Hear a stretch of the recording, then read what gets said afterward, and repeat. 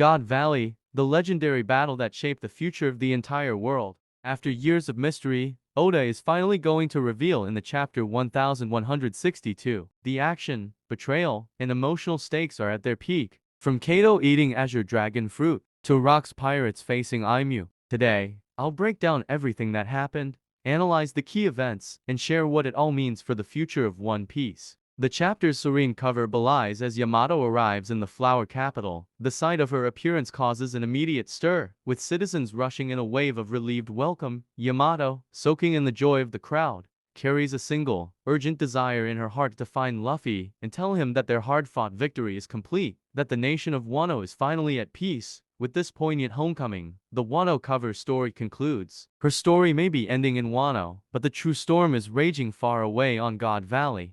The scene shifts instantly to the chaos of God Valley. The ground trembles, flames consume the forest. We see Garling Figureland clashing with Rock's D Zebek. We can also see that Roger pirates and Rock's pirates are approaching close to each other. They're two powerful fleets closing in on the same critical point. And on the other side, the battle begins between Rock's and Garling, a duel that will decide the fate of God Valley and set the stage for the next era of piracy. We can also see that Rayleigh is swiftly carrying the injured Shaki and taking her to a safer place away from the main conflict, but the pirate nearby, recognizing her value as a potential hostage or prize, tries to take Shaki back from Rayleigh, lunging forward with a desperate roar to seize her before they can escape. Then Shiki calls off his crew, explaining that any continued engagement with Rayleigh in such close quarters risks collateral damage to Shaki, who is still being carried. This panel shows Kuma holding Paw fruit and Ivankov holding dragon fruit. Then, with a terrifying suddenness, Big Mom emerges from the chaos, immediately seizing Ivankov by the neck. She brutally forces him to drop the dragon fruit, snatching the prize for herself. Without a pause, she then sets her sights on Kuma, intensely following him as he holds the precious Paw devil fruit in his hands. Big Mom yells at Kuma to hand over the fruit, but with cold determination, Kuma takes a bite of the devil fruit directly in her gaze, absorbing its power. The sight of her desired treasure consumed by intense frustration through the Yonko, and Big Mom stands there, utterly disappointed and briefly paralyzed by the setback. Surrounded by dead bodies, Garp was shocked and asks Sengoku like what the hell is happening in God Valley. Then Sengoku tells him that he recalls someone alluding to it in a vague, rambling report once, and the guy up and vanished from Navy life sometimes afterwards. Garp accepted the brutal reality of God Valley and immediately set aside his moral reservations to focus on the immediate fight against the overwhelming pirate threat. Switch to the next scene. We can see that Rox, who is carrying his wife, is followed by Garling along with the transformed demons who were formerly known as Davy clan members. Rox couldn't understand how when they regenerate themselves and was surprised of the ability to transform into monsters.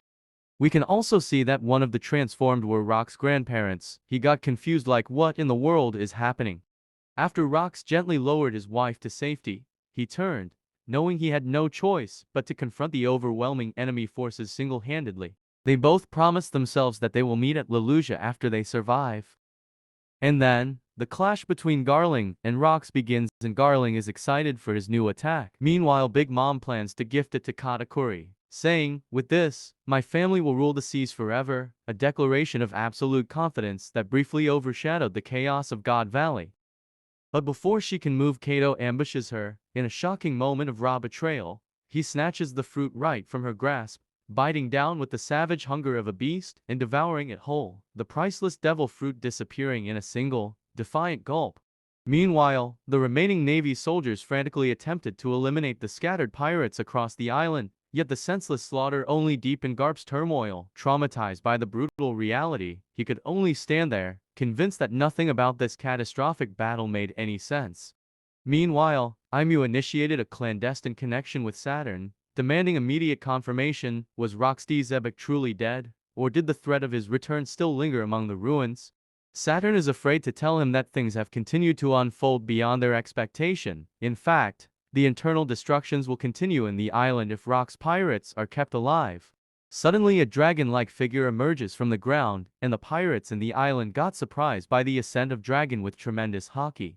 Meanwhile, Kuma is continuously helping people who were slaves in the God Valley, and they thank Kuma for saving their life. And then, Aimu arrives at God Valley and releases a tremendous haki all over the island. This sudden surge of power blasted the battlefield, shocking Rox, Garp, and Roger, who immediately recognized the source as an unparalleled, tremendous burst of Haki.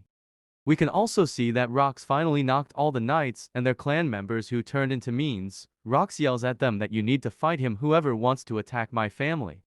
After eating his devil fruit, Kato turns into a dragon and gets excited for his new powers and asks Rox and Whitebed to take a look over his ability. We can also see Aimu possessing Saturn, and his form resembles like Aimu. Then the soldier asks what would have happened to Saturn.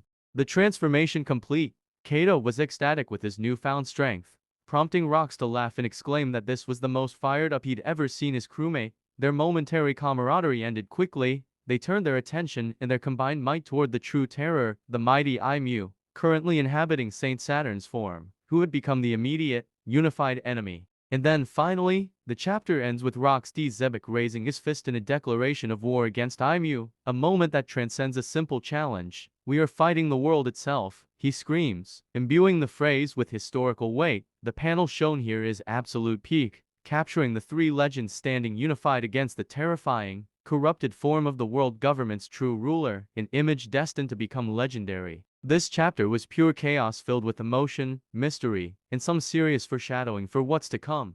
If you enjoyed this breakdown, make sure to hit that like button, and let me know in the comments, what do you think Oda is planning next? Don't forget to subscribe, and ring the bell, so you don't miss my next deep dive when chapter 1163 drops. Until next time, stay strong like Luffy, stay loyal like Zoro, and keep dreaming like Roger. I'll see you in the next video.